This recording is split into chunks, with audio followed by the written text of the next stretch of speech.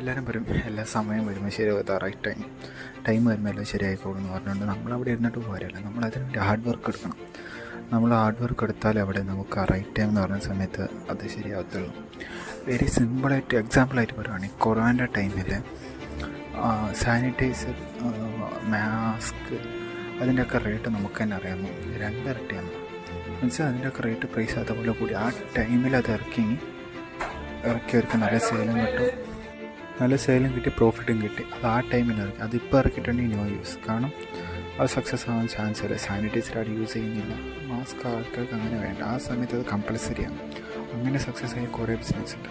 അതാണ് നമ്മൾ ഉദ്ദേശിക്കുന്നത്. റൈറ്റ് ടൈമിൽ നമ്മൾ ഡിസിഷൻ എടുക്കണം. നമ്മുടെ ലൈഫിൽ എപ്പോഴും എന്തെടുക്കണം അതേ സമയത്ത് നമ്മൾ ഡിസിഷൻ എടുത്താലേ ആണ് ഈ റൈറ്റ് ടൈം എന്ന് പറഞ്ഞ സാധനം അവിടെ കറക്റ്റ് മാച്ച് ആവത്തുള്ളൂ. അല്ലാണ്ട് സമയം വരുമ്പോൾ ശരിയാവുന്നതിന് ഒരിക്കലും അത് വരാൻ പോകുന്നില്ല.